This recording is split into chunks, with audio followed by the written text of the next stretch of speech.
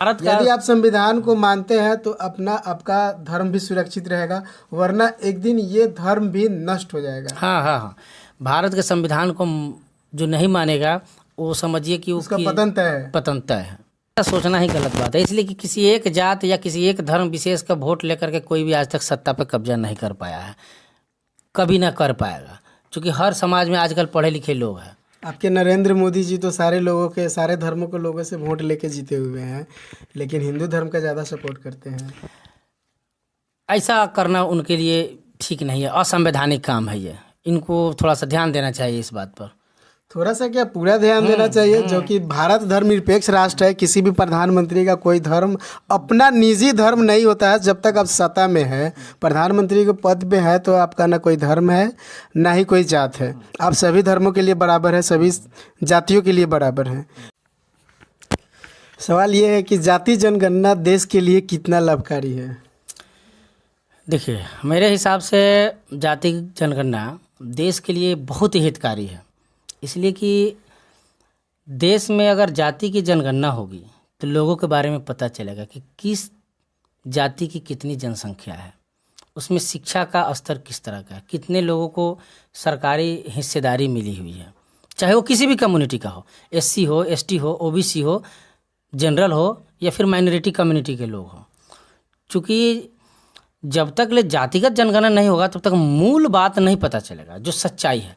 नहीं तो अधिकांशतः आजकल के नेता लोग जो है इसको आधार बना करके अपने मन से कोई भी कुछ भी बोल देता है। जैसे मैं किसी पार्टी विशेष का जाति देख करके कहता है कि फलना पार्टी की सरकार था तो उसके जाति के लोगों को बड़ा मिल गया। हालांकि देखा जाए तो एक बीबीसी की रिपोर्ट के मुताबिक मैं कह रहा हूँ, मैंने बीबीसी पर सुना था कि भारत में मीडिया पर 97% सवर्ण लोगों का कब्जा है, न्यायपालिका में लगभग 99% सवर्ण लोगों का कब्जा है, कार्यपालिका में 80 से 85% सवर्ण लोगों का कब्जा है। स्वर्ण लोग एक्टिव रहेंगे तो इसके अलावा कौन लोग का काबिज रहेगा? सर, सवाल एक्टिव होने का मतलब नहीं, इसका मतलब तो ये हुआ कि क्या ओबीसी एससी एसटी में काबिल लोग नहीं है क्या? काबिल होते तो मीडिया में भी रहते, जजमेंट भी करते, आप हाई कोर्ट लोअर कोर्ट जो भी है, अब सारे व्यवस्था में, सारे सिस्टम में आप रहते। सर, उनको मौका नहीं दी जाती है। जैसे में अगर अब देखिए, परीक्षा में निकाल के जाते हैं तो इंटरव्यू में छांट दिया जाएगा। इंटरव्यू में कैसे छांटा जाएगा? सवाल ऐसा पूछा जाता है कि अगर इंटरव्यू लेने वाला सामने वाला देखता है कि मेरे समुदाय का लोग है तो उससे पूछता है कि बताओ मेरे दादाजी का नाम क्या है। सवाल इतना आसान पूछता है। अगर वो देखता है कि मेरे कम्युनिटी का लोग नहीं है तो वो पूछता है कि ये बताओ कि फलाने के दादाजी का नाम क्या था। तो ये बात साबित करता है कि किस तरह से लोगों को छूट दी जाती है। और ये समझिए कि बड़ी मतलब यानी सिलेक्शन करने का जो मानसिकता है, हाँ, वो वहाँ पर गड़बड़ हो जाता है। कास्ट देख के किया जाता है। हाँ हाँ, वहाँ भी कास्ट देख कर ही किया जाता है। आप जाके देख लीजिए, मैं तो खुल के बोल दे रहा हूँ कि आप जितने भी भारत के टीवी चैनल के पत्रकार हैं, चाहे संवाददाता है, उनके नाम के आगे लगा हुआ टाइटल से आप समझ सकते हैं कि वो कौन लोग हैं। मैं ज़्यादा नहीं बोलूँगा। जाति जनगणना से जनता भी समझदार है। तो जाति जनगणना से देश के लोगों को क्या फायदा होगा? जाति जनगणना से लोगों की सबसे बड़ी चीज़ है कि गिनती हो जाएगी और उनको प्रतिनिधित्व मिल जाएगा। यानी जिसकी हिस्सेदारी, हाँ, जिसकी संख्या यानी जिसकी जितनी संख्या भारी उसकी उतनी भागीदारी होगी। तो हम कहते हैं कि भारत में अगर मान लिए कि अभी तक जनसंख्या के, अगर 2011 के जनसंख्या के आधार पर देखें तो भारत में लगभग समझिए कि 15% जनरल कम्युनिटी के लोग हैं और 85% लोग एससी एसटी ओबीसी और माइनॉरिटी कम्युनिटी के लोग हैं।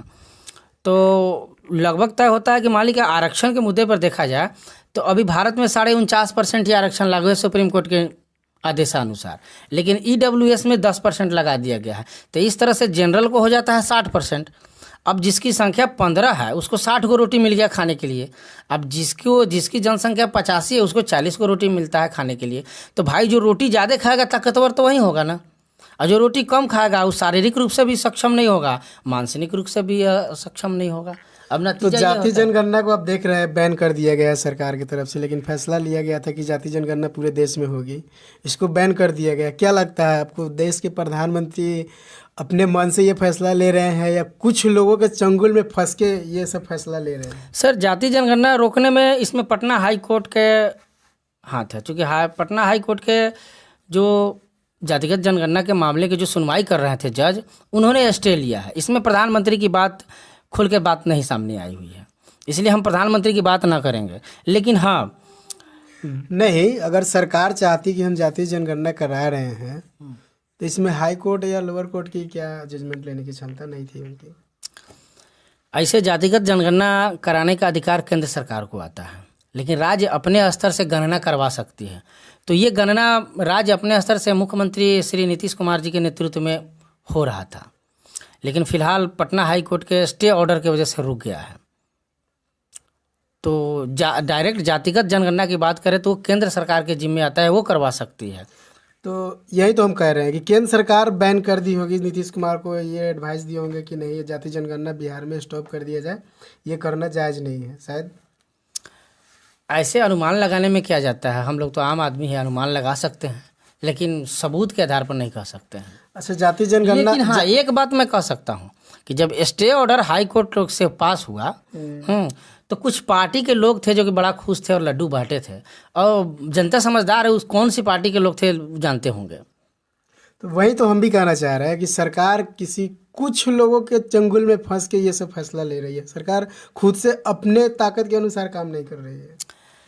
क्या लगता है, नीतीश कुमार बीजेपी के आदमी नहीं है क्या? नीतीश कुमार तो जेडीयू से हैं, हम बीजेपी के आदमी कैसे कह सकते हैं? अपने सत्ता अपने पार्टी से जीते हुए हैं, लेकिन कंट्रोल कहीं और से हो रहे हैं। ऐसा मैं कह सकता हूँ, एक आम नागरिक के हैसियत से कह सकता हूँ। बाकी और लोगों का अलग अलग विचार होगा, इस विषय पर अलग अलग विचार होगा उन लोगों का। लेकिन फिलहाल ये बात कहना ठीक नहीं है कि हाँ नीतीश कुमार बीजेपी के आदमी है, ऐसा कहना ठीक नहीं है। प्योर बीजेपी का आदमी है। अगर वो बीजेपी का आदमी नहीं होते तो जाति जनगणना को जिस तरह से करा रहे थे, बाद में अचानक से क्या माइंड में परिवर्तन आ गया कि हम बंद कर देते हैं? आपका उद्देश्य भी कुछ अलग हो गया होगा। बिहार में अभी जो है कि महागठबंधन की सरकार से पहले एनडीए की सरकार थी, जिसमें बीजेपी और उसके सहयोगी दल भी साथ जुड़े हुए थे। उस समय भी सर्वसम्मति सर्वदलीय बैठक से निर्णय हुआ था, सभी दलों का निर्णय था कि हम जातिगत जनगणना करवाएंगे। इसके लिए सारे लोगों ने प्रधानमंत्री से भी मिला था और बात भी जमी थी। लेकिन जब एनडीए का गठबंधन टूट गया और महागठबंधन की सरकार बन गई, तो मुझे लगता है कि राजनीति दुश्मनी के वजह से नीतीश सरकार पर दबाव बनाया जा रहा है कि जातिगत जनगणना किसी तरह से रोक दी जाए, ताकि ये इतना बड़ा जो भारत का मुद्दा है, हाँ, ये रुक जाएगा तो बहुत सारे लोगों को। यही सवाल है, हम यही पूछना चाह रहे थे कि जाति जनगणना को रोकने का क्या उद्देश्य रहा होगा? देखिए, जाति जनगणना रोकने का उद्देश्य यही है कि कुछ लोग जो है कि गलत मानसिकता के लोग हैं, जो कि रोकने का प्रयास कर रहे हैं या रोक रहे हैं। वो नहीं चाहते हैं कि भारत के लोग भारत की असल सच्चाई को जानें। शायद कहीं राजनीति करने वाले लोग डर गए होंगे कि ज़्यादा अगर जाति जनगणना होगी तो कुछ निचले तबके के लोग जिनकी संख्या काफ़ी ज़्यादा है, वो लोग अपना संगठन बनाने लगेंगे और हम लोगों का पीछा छोड़ देंगे। हाँ, ऐसा मुझे भी पूरा शक है, पूरा शक क्या यकीन है कि बहुत ऐसे लोग हैं जो कि कम संख्या में है, यहाँ पर रहते हैं, उनको डर है इस बात का, जो कि अभी राजनीतिक और सामाजिक रूप से उनका वर्चस्व भी चल रहा है, उनका वर्चस्व उखड़ जाएगा। और वो जानते हैं कि अगर गिनती हो जाएगी तो हम सरपंच का पंच भी नहीं बन पाएंगे, वो जानते हैं। इसलिए वो जातिगत जनगणना को रोकने का हमेशा प्रयास कर रहे हैं। अच्छा, नेक्स्ट सवाल ये है कि यदि जाति जनगणना कराया जाएगा तो आपको लगता नहीं है कि जातिवाद ज़्यादा बढ़ जाएगा? जातिगत जनगणना करने से जातिवाद नहीं बढ़ेगा, इससे जातिवाद और ख़त्म हो जाएगी। लोग एक दूसरे को देखने जानने लेंगे, सच्चाई से अगर मान लीजिए आपकी संख्या ज़्यादा होगी तो आप कहेंगे ना कि हम अपने जात के नाम पे ही हम इलेक्शन लड़ लेंगे, हम अपने क्षेत्र को संगठन करके अपने जाति के लोगों का ही काम करेंगे। अगर कहीं अपने जात वाले से ही जीत जाते हैं तो आप तो ऐसा ही सोचेगा। ऐसा सोचना ही गलत बात है, इसलिए कि किसी एक जात या किसी एक धर्म विशेष का वोट लेकर के कोई भी आज तक सत्ता पर कब्जा नहीं कर पाया है, कभी ना कर पाएगा, क्योंकि हर समाज में आजकल पढ़े लिखे लोग हैं। आपके नरेंद्र मोदी जी तो सारे लोगों के, सारे धर्मों के लोगों से वोट लेके जीते हुए हैं, लेकिन हिंदू धर्म का ज़्यादा सपोर्ट करते हैं। ऐसा करना उनके लिए ठीक नहीं है, असंवैधानिक काम है ये, इनको थोड़ा सा ध्यान देना चाहिए इस बात पर। थोड़ा सा क्या पूरा ध्यान देना चाहिए, जो कि भारत धर्मनिरपेक्ष राष्ट्र है। किसी भी प्रधानमंत्री का कोई धर्म अपना निजी धर्म नहीं होता है। जब तक आप सत्ता में है, प्रधानमंत्री के पद पे है, तो आपका ना कोई धर्म है ना ही कोई जात है। आप सभी धर्मों के लिए बराबर है, सभी जातियों के लिए बराबर है। लेकिन फिर भी ये जातिवाद फैला रहे हैं लोग बड़े स्तर पे। हिंदू धर्म का नारा भी लग रहा है इन्हीं के रीजन में। तो आपको नहीं लग रहा है कि जातिवाद भी बढ़ रहा है और धार्मिक उन्माद भी बढ़ रहा है? ऐसा हो रहा है, बात सही है, लेकिन ये ज़्यादा दिन टिकने वाला नहीं है, क्योंकि इन्हीं भारत के की जनता समझदार है। कितना समझदार है आजकल युवा, जो 18, 15, 20 साल के युवा सब, वो भी जाति के नाम पे, धर्म के नाम पे झंडा लेके आगे आ रहा है। लेकिन ये नहीं कह रहा है कि हमको रोजगार चाहिए, हमको शिक्षा चाहिए, हमारे क्षेत्र में दवा होनी चाहिए, जो क्लिनिक है वहाँ पे डॉक्टर अवेलेबल होना चाहिए। ये सब कोई नहीं डिमांड करता है, सिर्फ धर्म के नाम पे नारा लगाया जा रहा है। हाँ, ये बात सही है कि 18 से 25 साल के युवाओं को आजकल थोड़ा सा डाइवर्ट कर दिया गया है, लेकिन ये युवा बहुत जल्द समझ जाएंगे। ये क्योंकि डाइवर्सन का मतलब कारण कौन है कि इसको डाइवर्ट कर रहा है? इसमें ये सबसे सरकार का ही जिम्मेदारी है ना? हाँ, ये सरकार की जिम्मेदारी है कि इस मामले को थोड़ा सा संज्ञान लेकर के प्रशासनिक स्तर पर पहल की जाए। लोगों में, समाज में और भारत के लोगों में इस तरह का है कि भारत के संविधान के प्रति देश प्रेम की भावना के जागृत किया जाए, और सरकार के प्रति जो है कि लोगों को आकर्षण किया जाए, ताकि लोग जो है कि भारत और भारत के लोगों से प्रेम रखे, जाति और धर्म के आधार पर न करे भेदभाव, तो और अच्छा होगा। लेकिन ये युवा समझदार है, 1-2 साल में सब सुधर जाएगा, धीरे धीरे देख रहा है लोग। यदि ये सब कारण जो है कि संविधान को कमजोर बनाने का है। यदि एक संविधान, एक कल्पना करिए, संविधान नहीं रहेगा और धार्मिक लोग अपने अपना झंडा उठाने लगेंगे, तो क्या एक धर्म के लोग दूसरे धर्म के लोगों से मारपीट नहीं करेंगे या आपस में कट मर नहीं जाएंगे? हाँ, धर्म के आधार पर अगर सरकार, देश में अगर वर्चस्व कायम हुआ, अगर कोई धर्म के आधार पर अगर सत्ता पर कब्जा करता है, तो भयंकर रक्तपात होगा, बहुत सारे लोग घर से बेघर हो जाएंगे, मारे जाएंगे, उनकी मतलब समझिए कि देश ही तबाह हो जाएगा, सबका अपना शासन प्रशासन होने लगेगा। सबका अपना अपने विचारधारा, अपने अपने झंडा को लेके आगे आएगा।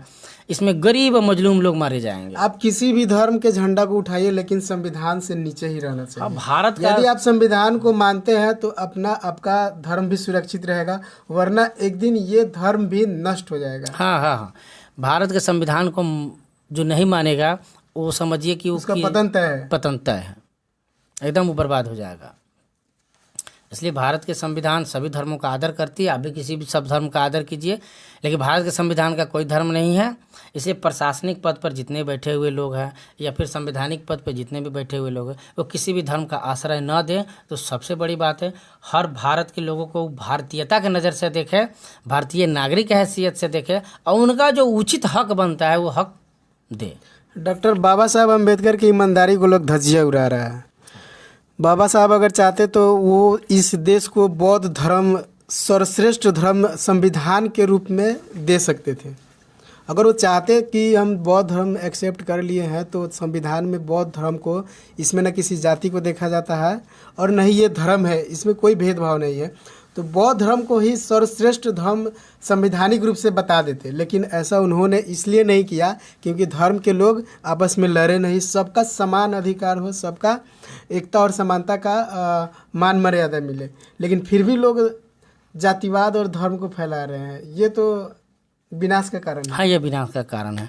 मैं संविधान के आर्टिकल 341 के बारे में कहना चाहता हूँ। देखिए, धर्म के आधार पर इस देश में कितना भेदभाव होता है।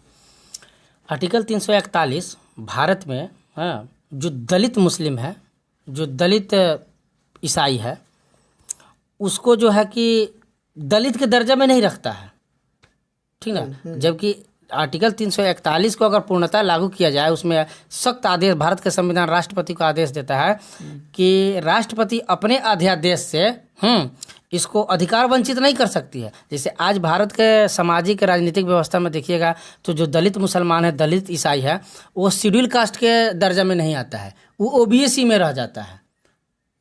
एक अध्यादेश से पंडित नेहरू इसको इस तरह के बना के रखे हैं, जो कि आज़ादी मिला उसी समय का है ये अध्यादेश। जबकि एक अध्यादेश मात्र 6 महीना का होता है, 6 महीना का होता है।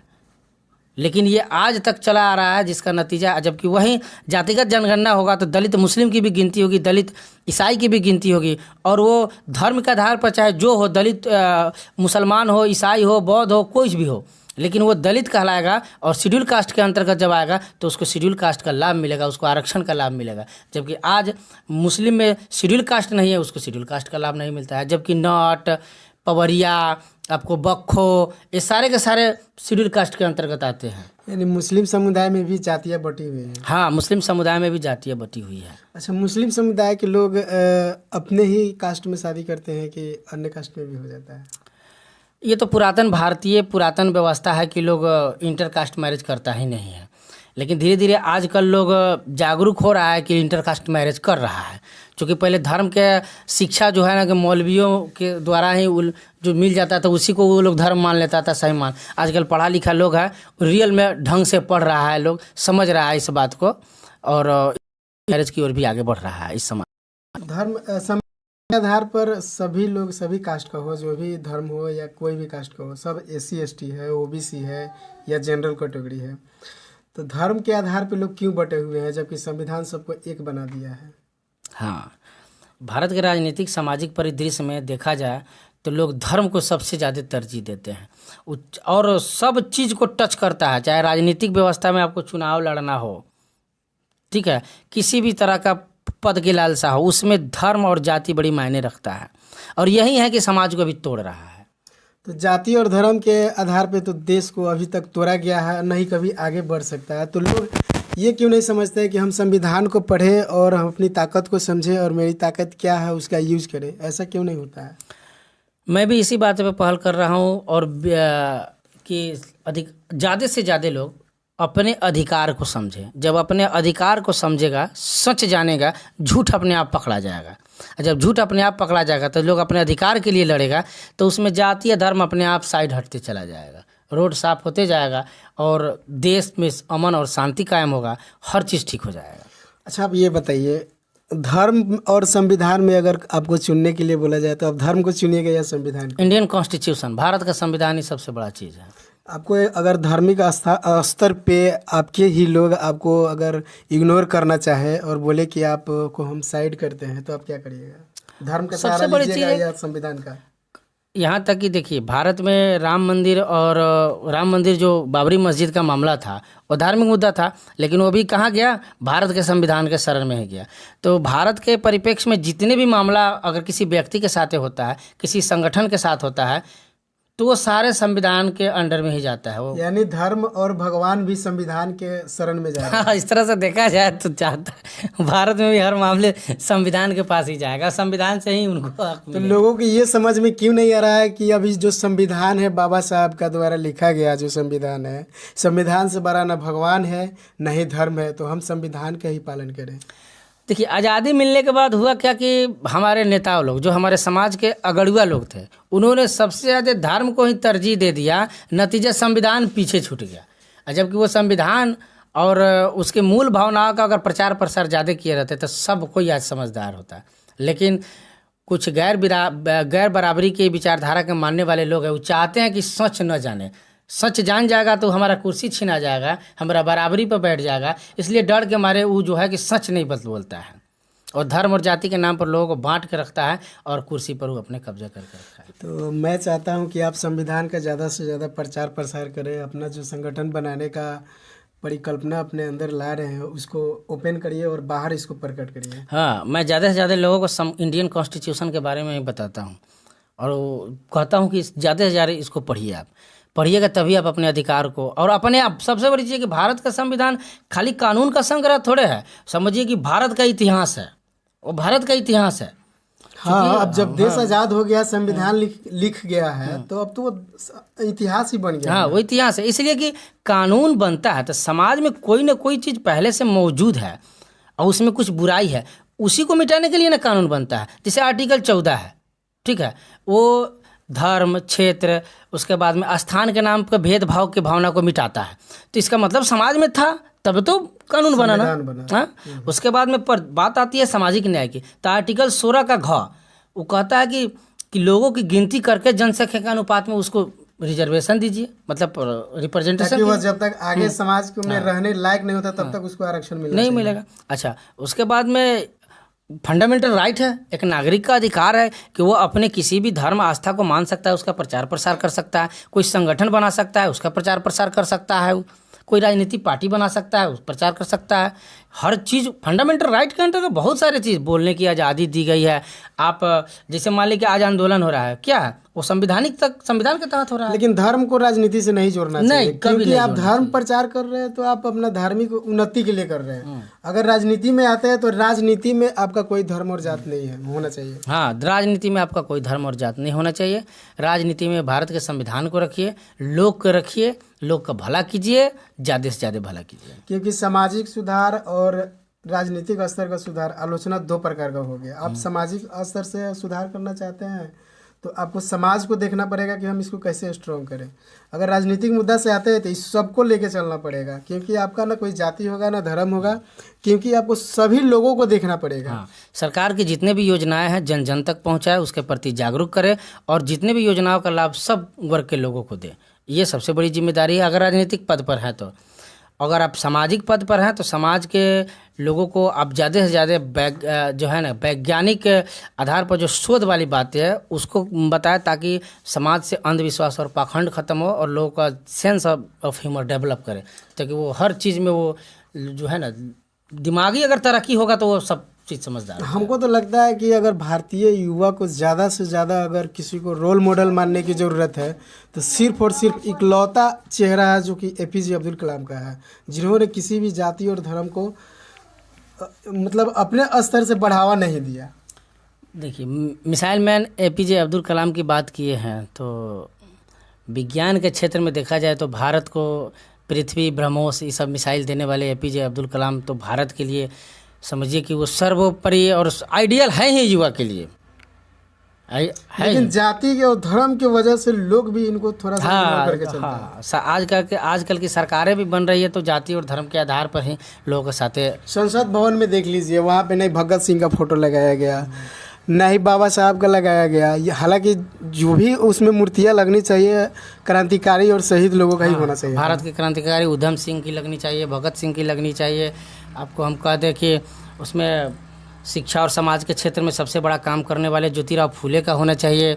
हाँ, खास करके OBC, SC, OBC Muslim community के राजनीतिक सामाजिक क्षेत्र में काम करने वाले अब्दुल कयूम अंसारी का फ़ोटो होना चाहिए था। उसमें आपको कह दें कि डॉक्टर भीमराव अंबेडकर का फ़ोटो होना चाहिए, उनकी बहुत बड़ी प्रतिमा लगनी चाहिए। यहाँ तक कि संसद भवन का नाम भी भीमराव अंबेडकर के नाम पर होता तो और भी अच्छा होता।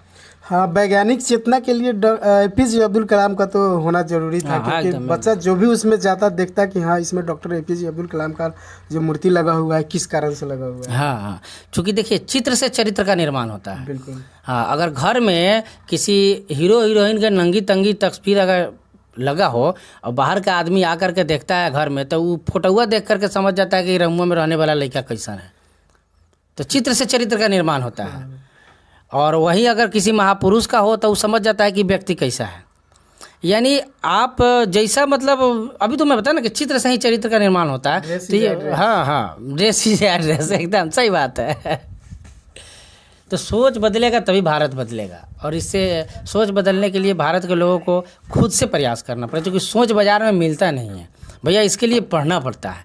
पढ़िए, अच्छी चीज़ जानिए, तभी अच्छी जानकारी हासिल होगी। और जब अच्छी चीज़ जब जहन में जाएगा तो अपने आप मानसिकता बदल जाएगा। लेकिन सरकार तो हमारा जो चुना हुआ जा रहा है वो तो पढ़े लिखे जा रहे हैं ना। प्रधानमंत्री जो बन रहे हैं योग्य आदमी बन रहे हैं, वे लोग भी वहाँ पे भेदभाव कर रहे हैं संसद भवन में। सर, कोई बीए पास हो ओकरा से पूछा जाए भारत की राजधानी तो वो कह दे गोवा, तब हम क्या कर सकते हैं। तो अगर पढ़े लिखल बकवासे ना है। अब वो पढ़े लिखा ही हो, कोई भारत में अच्छा पद पर बैठ जा रहा है और सारा का काम उल्टा पुल्टा कर रहा है तो उसको पढ़ा लिखा नहीं कहेंगे। वो समझिए कि पढ़ा लिखा नहीं है, इसलिए कि संवैधानिक पद पे जा रहा है, कानून के मुताबिक काम नहीं कर रहा है, तो उसको क्या कहें हम, पढ़ा लिखा कहें। हाँ, जो संविधान को इग्नोर करके चल रहा है उसे तो पढ़ा लिखा नहीं समझना चाहिए। वो असंवैधानिक आदमी हो जाएगा वो। चलिए, अच्छा लगा आपसे बात करके। कैमरामैन SKB सिकंदर बिहारी और YouTube public of India channel को देखने वाले सभी लोगों को दिल से धन्यवाद। लाइक शेयर कमेंट ज़रूर करें, अपना जो भी प्रतिक्रिया है इस वीडियो में डालें। Thank you.